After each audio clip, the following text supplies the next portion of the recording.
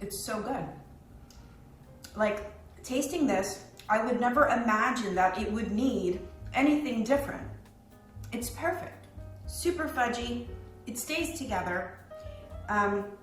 It's delicious. And it only took like an hour. So brownies are probably the hardest thing to veganize, but this recipe for vegan fudge brownies is going to change your mind. And the great thing is, there's no obscure ingredients or egg replacers. If you are even just an occasional baker, you probably already have everything you need to make this recipe.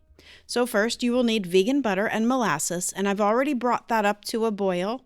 To that, I am adding a small amount of vegan bittersweet chocolate. Now this is a double fudge brownie because I'm also using cocoa powder for that deep, rich chocolate taste. But rather than sifting the cocoa powder together with the dry ingredients, by pouring the hot butter molasses mixture in, you will unlock the unique qualities of that cocoa powder.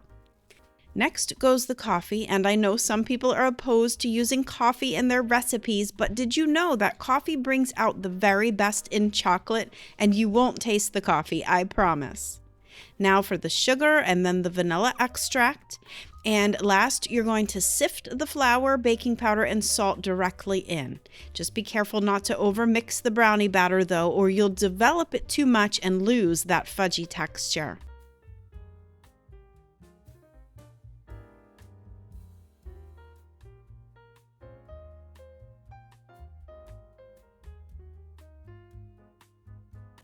Sometimes I add chocolate chunks to the batter and to the top as well.